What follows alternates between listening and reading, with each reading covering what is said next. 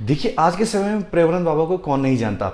जी हाँ, ये प्रेमानंद बाबा वही हैं जिनके वीडियोस, जिनके रील्स, जिनके शॉर्ट्स आपके फ़ोन पे आते रहते हैं, क्योंकि उनके भक्त लगातार उनके पास जाते हैं और अपना एक्सपीरियंस आप लोगों के साथ शेयर करते रहते हैं। साथ ही साथ यूट्यूब पे या फिर बाकी जगह पर उनके वीडियोस, उनके सत्संग और उनके द्वारा बताई गई बातें आप लोगों तक पहुंचती रहती हैं, जिस वजह से बाबा आज के समय में भारत में बहुत ज़्यादा ट्रेंडिंग पे हैं और बाबा की जो डिमांड है वो बहुत ज़्यादा है और होनी भी चाहिए, क्योंकि बाबा में एक अलौकिक शक्ति है, एक अलग उनके अंदर जो है भव्य दृष्टि है उनकी, जिसकी वजह से लोग उनसे बहुत जल्दी आकर्षित हो जाते हैं और जो उनकी बातें होती हैं वो इतनी सरल और इतनी अच्छी होती है कि लोग उनको सुने बिना नहीं रह पाते।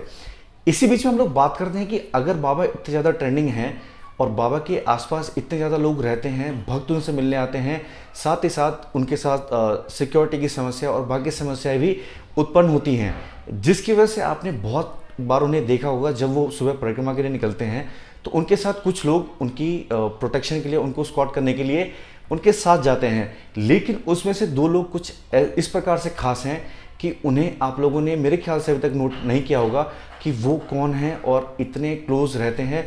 और अगर बाबा को आपने वीडियोस देखे होंगे तो वो बाबा के चाल से चाल मिला के चलते हैं, बिल्कुल भी आगे पीछे नहीं होते और गलती से अगर बाबा आगे चले जाते हैं तो वो सेकंड से ही पहले बाबा तक पहुंच के बाबा को प्रोटेक्ट करते हैं। तो मैं आज इस वीडियो में आपको उन्हीं दोनों महापुरुष के बारे में बताने वाला हूँ कि ये कौन है, क्योंकि बहुत सारे लोग ये समझते हैं कि बाबा तभी बना जाता है जब इंसान के पास कोई काम नहीं रहता या फिर उसका कोई काम करने का मन नहीं करता, तो बाबा बनना सबसे आसान चीज़ होती है। लेकिन जो इन दोनों पुरुषों के बारे में आपको बताऊंगा, ये लोग पहले के जीवन में बहुत ही अच्छे लेवल पे थे और इन सब का त्याग करके उन्होंने प्रभु की कृपा और बाबा की सेवा करने का जो निर्णय ले वो लिया है। तो चलिए मैं बताता हूँ आपको इन दोनों महापुरुष के बारे में। देखिए, वैसे तो बाबा को प्रोटेक्ट करने के लिए बहुत सारे लोग होते हैं, लेकिन आपको जो दाएं हाथ पे दिखते हैं वो हैं महामाधवी शरण। जी हाँ, महामाधवी शरण पहले जो उनकी जीवन थी उसमें वो प्रोफेसर थे। और अगर मैं बात करूं इनके जन्म की, तो इनका जन्म हुआ था पीलीभीत में। इनके परिवार में 4 बड़े भाई थे और जो इनके फादर थे वो थोड़े मतलब पूजा पाठ ज़्यादा करते थे, शिव भगवान की पूजा करते थे, उनकी आराधना करते थे, उनका जाप करते थे, जिस वजह से माधवी जी जो थे हमारे, उनके मन में ये आया कि मुझे भी जाप करना चाहिए। वो उस समय नहीं आया, लेकिन जब वो बड़े हुए उन्होंने पहले कॉलेज लाइफ एंजॉय करा। जैसा कि आप लोग जानते हैं कॉलेज में हर किसी को चकाचौंध की दुनिया पसंद होती है, लेकिन उनके बीच में ही उनके मन में ऐसे ख्याल आने लगे कि उन्हें परिक्रमा पे जाना चाहिए, उन्हें जप करना चाहिए। ये अपने आप ही उनको आभास होना शुरू हो गया। इसके बाद उनके जो सबसे बड़े भाई थे वो पहले से ही जो हमारे गुरु जी हैं उनके शिष्य थे, तो इनके लिए थोड़ा सा आसान हुआ वहाँ पे पहुँचना और बाबा के दर्शन करना और उनकी जो सत्संग है वो सुनने के लिए। और ये बताते हैं कि जब ये पहली बार बाबा के सत्संग गए थे इनको सुनने के लिए, तो उन्हें ऐसा फील हुआ कि मतलब जो उनकी पूरे जीवन की परिक्रमा थी वो अब जाके समाप्त हुई है। और बाबा ने इन्हें फर्स्ट टाइम देखते ही ये बोला कि अभी तक तुम कहाँ थे। तो ये बड़ी इंटरेस्टिंग जर्नी थी। और बात करूँ इनके, तो ये एक बहुत नामी गामी कॉलेज में प्रोफेसर थे और जब इनकी मुलाकात बाबा जी से हुई तो इन्होंने सब कुछ छोड़ छाड़ के बाबा जी के चरणों में जाना उचित समझा। तो अगर आपको ये लग रहा था कि बाबा ऐसे ही बन जाते हैं, तो एक प्रोफेसर बनने के लिए कितनी मेहनत करनी पड़ती है ये आप लोगों को पता ही होगा। तो चलिए अब मैं बताता हूँ आपको दूसरे महापुरुष के बारे में।